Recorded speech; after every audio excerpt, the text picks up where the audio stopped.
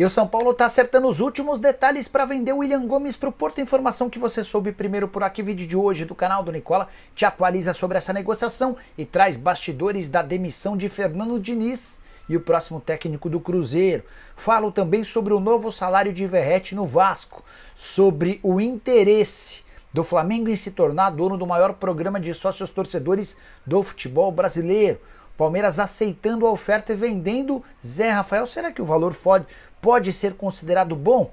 Tem ainda novidade no Internacional, no Atlético Mineiro, as últimas do mercado, bastidores, finanças e muito mais. Fala aí pessoal, eu sou Jorge Nicola, bem-vindos a mais um vídeo do canal, sempre bom ter vocês por aqui. Sem perder tempo, só pedir para deixar like, se inscrever no canal e ativar as notificações. Quero lembrar que tem live a partir das 7 da noite, combinado? Bora começar com aquele tradicional giro de notícias. O Krasnodar enviou uma nova proposta ao Grêmio pelo atacante Nathan Fernandes. A última oferta de 3,5 milhões de euros já havia sido recusada. Já o Atlético Mineiro tentou contratar uma das maiores promessas da base do Palmeiras, eu me refiro a Benedetti. Zagueiro de só 19 anos de idade, 1,97 m de altura, tem ganhado alguns bons minutos e esteve em 3 dos 4 jogos do Verdão no Campeonato Paulista. Essa tentativa do Galo em ficar com Benedetti aconteceu na temporada passada, no início do ano, segundo revelou Erasmo Damiani, diretor ou gerente-geral das categorias de base do Galo. Essa revelação foi feita ao site No Ataque, na oportunidade em janeiro de 24. O Atlético identificou no Benedetti alguém de enorme potencial e tentou convencer o Palmeiras a fazer negócio, não houve acordo. Benedetti, que havia chegado em 2022 da Ferroviária e que no ano passado, antes de ser promovido ao time principal, marcou incríveis 10 gols em 40 partidas no time sub-20, se aproveitando da enorme estatura. Hoje é inviável imaginar o Benedetti se mudando para outro clube brasileiro. A tendência é que ele ganhe minutos no time principal, se torne peça importante e tenha destino parecido ao do Vitor Reis, negociado com Manchester City por 35 milhões de euros fixos, mais 5 milhões de euros em bônus. Só para completar o noticiário do Galo, Coelho já se despediu do Atlético Paranaense, inclusive pediu desculpas ao torcedor pelo rebaixamento, foi flagrado no embarque em Curitiba, rumo a Belo Horizonte, onde vai passar por exames médicos e assinar seu contrato com o Clube Atlético Mineiro. Bora falar sobre o Internacional, notícia que interessa também ao Flamengo. O Colorado se apressou para dizer que não deve 4 milhões de euros pelo volante Thiago Maia, como tem sido publicado por setoristas do Flamengo. Segundo o Inter, a dívida é de 3 parcelas de 750 mil euros cada. O restante da grana, 7 parcelas ainda não venceram. O Internacional tem até 2027 para fazer a quitação desse dinheiro. Por que o Inter tem afirmado isso? Porque ele promete começar a colocar esses pagamentos em ordem a partir de fevereiro. Tudo para não ter de negociar o zagueiro Vitão com o Fla. Já havia contado para vocês na semana passada que o Flamengo fez 2 ofertas para ficar com o zagueiro. A primeira de 6 milhões de euros mais o perdão da dívida, a segunda de 7 milhões de euros além do perdão da dívida. Com essa questão do Thiago Maia equacionada, o Inter reforça a sua intenção de não se desfazer do Vitão, a menos que surja uma proposta na casa dos 14 milhões de euros. E a pergunta que eu deixo para você é, o Vitão vale tudo isso? Você, na condição de dirigente do Flamengo, iria atrás dessa negociação ou descartaria e buscaria alternativas mais baratas? Informação exclusiva, o Grêmio acaba de contratar Lucas Esteves, lateral esquerdo de 24 anos de idade que pertence ao Vitória. Nessa tarde, o Grêmio depositou o valor de $1 milhão na conta do Vitória. Essa quantia equivale à multa rescisória. Então, por 6 milhões de reais, o acordo está sacramentado. Lucas Esteves vai assinar contrato de 3 anos com o Grêmio e chega para substituir o Reinaldo, que havia deixado o clube na virada do ano. O Reinaldo, reforço do Mirassol. O Grêmio havia sondado outras possibilidades. Houve quem dissesse que o Marlon seria contratado, mas o Esteves, que também esteve na mira do São Paulo, é novo reforço do tricolor gaúcho. Importante contar que o Palmeiras, que era o clube formador do Esteves, tem direito a 45% desse valor de 6 milhões de reais, mais ou menos perto de 3 milhões de reais ficam pro Palmeiras. Lucas Esteves tem embarque marcado para as próximas horas, viaja em breve para a realização de exames médicos e para assinar esse contrato, negócio intermediado por Marcelo Robalinho da Thinkball. Hora de falar sobre Zé Rafael, que é enfim jogador do Santos. nas últimas horas, Santos e Palmeiras se acertaram em relação à transferência do atleta, operação de 2,5 milhões de euros. Santos assina com o Zé Rafael até o fim de 2027. Dessa maneira termina uma das passagens mais vencedoras dos últimos anos no Verdão. Zé Rafael conquistou em 6 anos 7 títulos. Era peça fundamental até o ano passado, foi perdendo espaço especialmente no segundo semestre e nesse ano nem sequer chegou a ser utilizado. Até por conta do fato de ter sido inscrito pelo Palmeiras no Campeonato Paulista, só vai poder estrear pelo Santos na Copa do Brasil e no Campeonato Brasileiro. De qualquer forma, baita reforço do Peixe, que vai poder ter Zé Rafael ao lado, por exemplo, de João Schmidt e Pituca, meio campo dos mais fortes. A função do volante era uma das prioridades no Santos de Pedro Martins e também Pedro Caixinha. Várias outras alternativas foram levantadas, mas o acordo foi sacramentado. Zé Rafael é o 8º reforço santista. O 7º havia sido Gabriel Veron. Contei para vocês durante o fim de semana das condições de empréstimo até o fim da temporada, e esse valor vai sendo acrescido de acordo com o número de partidas. Se quiser ficar com o Veron em definitivo, Santos paga 5 milhões de euros por 80% dos direitos econômicos. Tudo indica que o Neymar será o 9º reforço santista para a temporada. O Eliasson, meio-campista sueco, que é filho de uma brasileira e atua no AEK da Grécia, pode ser a 10ª contratação. Aqueles que já chegaram de forma oficial: lateral direito Léo Godoy, os zagueiros Luizão e Zé Ivaldo, o meio-campista Tassiano, o atacante Tiquinho, o meio-atacante Barreal, além de Verón e Zé Rafael, que citei agora há pouco.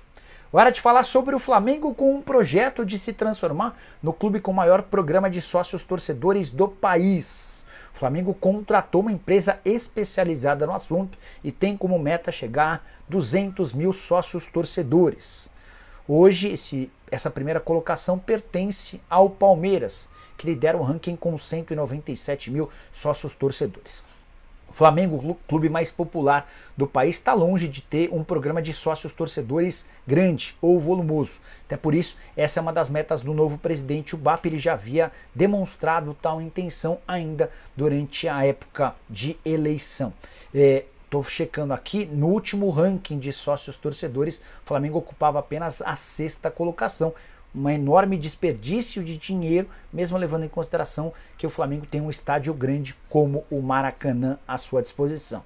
Esse sócio torcedor vai ser ainda mais efetivo a partir do momento em que o Flamengo tiver a sua casa própria. Só para completar o noticiário rubro-negro, a chegada do Danilo não inviabiliza ou impede que o Flamengo insista na contratação do Vitão. Tratativas difíceis com o Internacional, coisa não tem andado, mas o Flamengo quer o Danilo, que se apresenta ou desembarca no Rio nessa terça-feira, e quer também a chegada do Vitão. Eles, na teoria, substituiriam Davi Luiz, que virou reforço do Fortaleza, além de Fabrício Bruno, vendido para o Cruzeiro.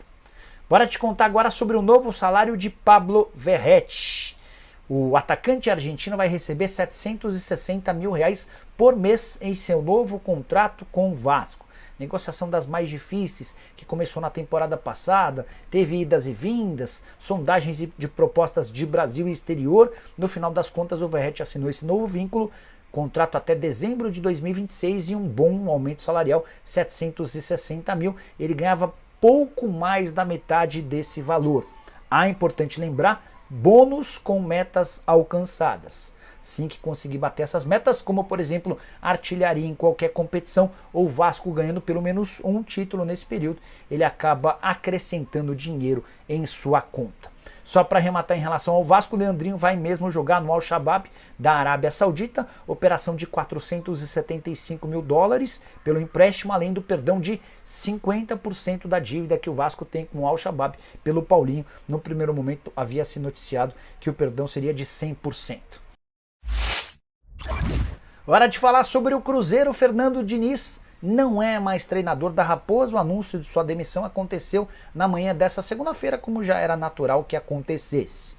O Fernando Diniz teve passagem das piores, aproveitamento de 35% dos pontos, vice-campeão da Sul-Americana, embora tenha pego o time no meio da temporada, não conseguiu classificação para a Libertadores da América, nem para a pré-Libertadores, apenas nona colocação no Campeonato Brasileiro. Início de temporada de 25, bastante ruim, com tropeços no exterior e especialmente empate em casa com o Betim e derrota para o Atlético em Brasília. Diante desse cenário, ele acabou sendo despedido. Já deveria ter acontecido isso no final da temporada passada, quando o Cruzeiro recuou depois de uma entrevista forte do Fernando Diniz. Renato Gaúcho é o plano A, B e C. Confesso que eu imaginava que o anúncio já teria acontecido poucas horas depois. O que se sabe é que o Renato, num primeiro momento, pediu maior salário em relação ao que tinha nos tempos de Grêmio, onde ganhava R$1,5 milhão por mês livres de impostos. O Cruzeiro está tentando mostrar para o Renato que ele é a prioridade, que ele é o plano A, que ele vai ganhar bem, mas que ele não chega ao Cruzeiro com o mesmo tamanho que tinha nos tempos de Grêmio. Nada que me parece imaginar que possa melar o acordo. Bora fechar o vídeo para falar sobre o São Paulo. William Gomes vai mesmo jogar no Porto. Os clubes discutem minutas de contrato, sabe aquela parte burocrática que é analisada pelos departamentos jurídicos? Nada que parece impedir a chance de acordo. Atacante de 18 anos de idade, que você soube primeiro na semana passada que estava com proposta oficial do clube português. Houve, inclusive, setorista do São Paulo, muito próximo da diretoria, garantindo que não tinha proposta nenhuma e que o São Paulo não tinha intenção de vendê-lo. Vou acrescentar. Nessa segunda-feira surgiu a notícia de que a operação vai gerar na casa dos 12 milhões de euros, mais 20% de uma venda futura, além da liberação do Wendel. Informação que eu tenho é diferente. A proposta é só um pouco melhor do que a de 9 milhões de euros da semana passada. Deixando um percentual futuro, além da liberação de Wendel, não trata-se de uma boa venda. Mas o São Paulo, com enormes dificuldades financeiras, sabe que talvez não tenha outra alternativa para tentar colocar a casa em ordem do que vender um atleta revelado em Cotia. Só para arrematar em relação ao São Paulo, Cedric Soares aceitou a proposta do tricolor de um contrato de 3 meses, um período de experiência, com um salário baixo e o restante atrelado a metas. Se a coisa funcionar bem durante esse período, ele assina um contrato até dezembro, aí com 6 meses de duração e com salários compatíveis ao currículo de alguém que jogou Premier League, Campeonato Italiano, além de competições super importantes pela seleção portuguesa. Se curtiu o vídeo, não esquece de deixar like e se inscrever no canal. A gente se encontra mais tarde, a partir das 7 tem programa do Nicola. Tchau! Fala, torcedor! Que alegria ter você aqui! A notícia tá fervendo, e você vai saber tudo em primeira mão. Se quer continuar por dentro dos bastidores do futebol, dos mercados de transferências e dos maiores furos do momento, já sabe o que fazer. Inscreva-se no canal agora mesmo, ative as notificações e fique sempre atualizado. Fez isso? Beleza! Agora, segura essa porque o conteúdo de hoje vai te deixar boquiaberto. Bora lá! O São Paulo, que há anos luta para equilibrar suas contas, parece ter encontrado um respiro financeiro significativo com a iminente venda de uma de suas maiores promessas, William Gomes, o atacante de apenas 18 anos, formado em Cotia. O jovem, que já era observado de perto por clubes europeus, agora está prestes a dar o maior passo de sua curta, mas promissora carreira. O Porto, tradicional clube português conhecido por revelar talentos e vendê-los por valores astronômicos, entrou forte na disputa e deve oficializar a contratação nos próximos dias. Com a negociação já em estágio avançado, restam apenas ajustes contratuais entre os departamentos jurídicos das duas equipes. Os valores envolvidos na transação são atrativos, mas dividem opiniões. Inicialmente, o Porto ofereceu cerca de 9 milhões de euros, mas a proposta foi prontamente rejeitada pela diretoria do São Paulo, que acreditava que o atleta valia mais. Após dias de conversas, os portugueses subiram a oferta para 12 milhões de euros, incluindo 20% dos direitos econômicos de uma venda futura. É justamente esse percentual que desperta tanto interesse no clube paulista, já que William é visto como um jogador com potencial de brilhar em ligas maiores, o que pode significar cifras ainda mais altas no futuro. No entanto, alguns críticos avaliam que o São Paulo, pressionado por sua situação financeira, poderia estar vendendo o jovem abaixo de seu real valor de mercado. Tudo começou quando o Porto formalizou uma proposta inicial de 9 milhões de euros, que, de cara, foi rejeitada pelo São Paulo. A diretoria tricolor sabia que podia conseguir mais. E conseguiu. Os números subiram para casa dos 12 milhões de euros, além de 20% sobre uma venda futura. Esse detalhe é crucial, já que William é visto como uma joia com potencial de revenda astronômica para gigantes europeus. Ainda assim, o debate sobre a venda divide opiniões. Para uns, o São Paulo está abrindo mão de um talento que poderia render muito mais dentro de campo. Para outros, essa é a única saída para equilibrar as contas e evitar problemas ainda maiores no futuro. E você, o que acha? Se isso já não fosse suficiente para movimentar os bastidores do Morumbi, uma notícia inesperada mexeu com os torcedores. O São Paulo oficializou a chegada de Cédric Soares, lateral direito português com passagem por grandes clubes europeus e experiência na Premier League. O jogador, que chega ao tricolor em um acordo atípico, aceitou um contrato inicial de apenas 3 meses, em uma espécie de período de experiência. Nesse tempo, ele precisará provar à comissão técnica e à diretoria que ainda tem condições de atuar em alto nível. O contrato curto reflete tanto o interesse do clube em avaliar o desempenho do atleta quanto o cuidado para não comprometer financeiramente a já delicada situação do São Paulo. Cédric, que já vestiu camisas importantes como a do Southampton, Inter de Milão e até da seleção portuguesa, traz consigo um currículo respeitável. No entanto, seu histórico recente de lesões e atuações irregulares levantou questionamentos. Caso o lateral consiga mostrar que ainda pode ser útil, o contrato será estendido até dezembro, com aumento salarial proporcional à sua importância no elenco. Além disso, o clube vê na chegada de Cédric uma oportunidade para agregar experiência a um setor que tem sido motivo de preocupação nos últimos anos. A grande dúvida, no entanto, é se ele será capaz de readquirir a forma física e o ritmo de jogo necessários para o futebol brasileiro. Será que o São Paulo encontrou a peça que faltava para resolver os problemas na lateral direita, ou esta será mais uma aposta que não dará o retorno esperado? Enquanto isso, no Cruzeiro, a situação de Fernando Diniz chegou ao ponto final. Após meses de resultados aquém do esperado, o técnico foi demitido, e o nome mais cotado para assumir a Raposa é ninguém menos que Renato Gaúcho. Fontes afirmam que as negociações estão em estágio avançado, mas o pedido salarial de Renato pode ser um obstáculo. Será que o Cruzeiro vai conseguir fechar com o ex-técnico do Grêmio? O Flamengo, gigante incontestável do futebol brasileiro, está com os olhos fixos em um objetivo audacioso fora das 4 linhas: se tornar o clube com o maior programa de sócios torcedores do Brasil. Atualmente, quem lidera esse ranking é o Palmeiras, que conta com impressionantes 197 mil associados ativos. Mas o Flamengo, com sua imensa torcida, vê nesse projeto uma oportunidade não só de reforçar a ligação com seus torcedores, mas também de transformar essa base em uma das maiores fontes de receita recorrente do clube. Para isso, a nova gestão rubro-negra traçou uma meta ousada: atingir a marca de 200 mil sócios torcedores nos próximos meses. Para alcançar esse feito, o Clube da Gávea contratou uma empresa especializada em fidelização de torcedores e marketing esportivo. A ideia é reformular completamente o programa, tornando-o mais atrativo e acessível para os milhões de flamenguistas espalhados pelo Brasil e pelo mundo. O desafio, porém, não é pequeno. Apesar de ter a maior torcida do país, o Flamengo ocupa atualmente apenas a 6ª posição no ranking de sócios torcedores, atrás de clubes como Palmeiras, Internacional e Corinthians. Esse dado é visto como um desperdício de potencial pela diretoria, que quer transformar o volume da nação rubro-negra em números expressivos tanto nas arquibancadas quanto nas finanças do clube. Fala, torcedor! Que alegria ter você aqui! A notícia tá fervendo, e você vai saber tudo em primeira mão. Se quer continuar por dentro dos bastidores do futebol, dos mercados de transferências e dos maiores furos do momento, já sabe o que fazer. Inscreva-se no canal agora mesmo, ative as notificações e fique sempre atualizado. Fez isso? Beleza! Agora, segura essa porque o conteúdo de hoje vai te deixar boquiaberto. Bora lá! O São Paulo, que há anos luta para equilibrar suas contas, parece ter encontrado um respiro financeiro significativo com a iminente venda de uma de suas maiores promessas, William Gomes, o atacante de apenas 18 anos, formado em Cotia. O jovem, que já era observado de perto por clubes europeus, agora está prestes a dar o maior passo de sua curta, mas promissora carreira. O Porto, tradicional clube português conhecido por revelar talentos e vendê-los por valores astronômicos, entrou forte na disputa e deve oficializar a contratação nos próximos dias. Com a negociação já em estágio avançado, restam apenas ajustes contratuais entre os departamentos jurídicos das duas equipes. Os valores envolvidos na transação são atrativos, mas dividem opiniões. Inicialmente, o Porto ofereceu cerca de 9 milhões de euros, mas a proposta foi prontamente rejeitada pela diretoria do São Paulo, que acreditava que o atleta valia mais. Após dias de conversas, os portugueses subiram a oferta para 12 milhões de euros, incluindo 20% dos direitos econômicos de uma venda futura. É justamente esse percentual que desperta tanto interesse no clube paulista, já que William é visto como um jogador com potencial de brilhar em ligas maiores, o que pode significar cifras ainda mais altas no futuro.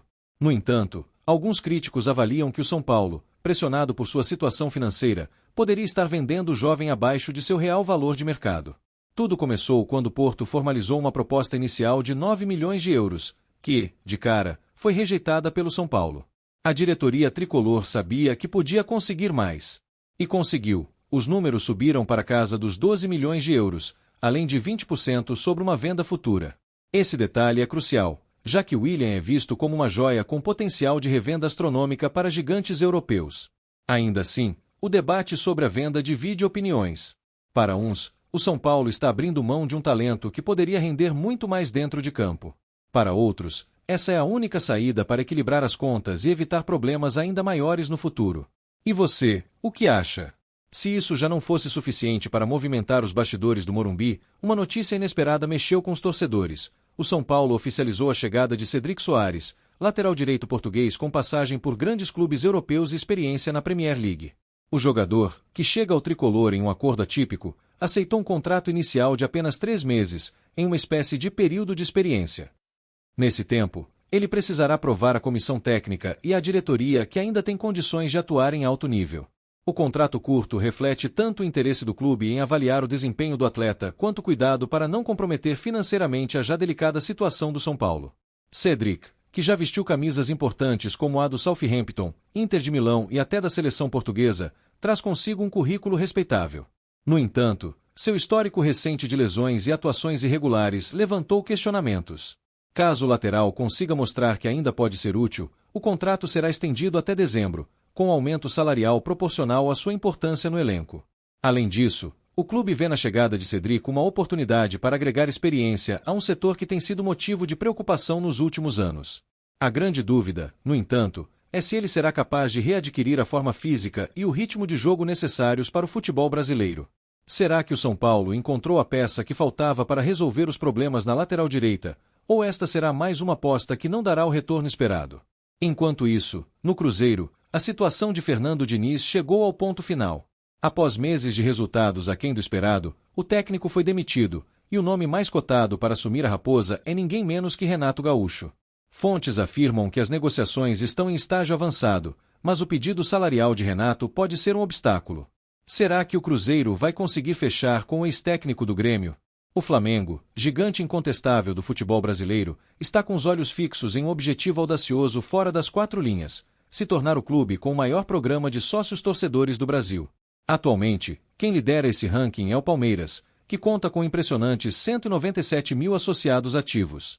Mas o Flamengo, com sua imensa torcida, vê nesse projeto uma oportunidade não só de reforçar a ligação com seus torcedores, mas também de transformar essa base em uma das maiores fontes de receita recorrente do clube. Para isso, a nova gestão rubro-negra traçou uma meta ousada: atingir a marca de 200 mil sócios-torcedores nos próximos meses. Para alcançar esse feito, o Clube da Gávea contratou uma empresa especializada em fidelização de torcedores e marketing esportivo. A ideia é reformular completamente o programa, tornando-o mais atrativo e acessível para os milhões de flamenguistas espalhados pelo Brasil e pelo mundo. O desafio, porém, não é pequeno. Apesar de ter a maior torcida do país, o Flamengo ocupa atualmente apenas a 6ª posição no ranking de sócios-torcedores, atrás de clubes como Palmeiras, Internacional e Corinthians. Esse dado é visto como um desperdício de potencial pela diretoria, que quer transformar o volume da nação rubro-negra em números expressivos tanto nas arquibancadas quanto nas finanças do clube.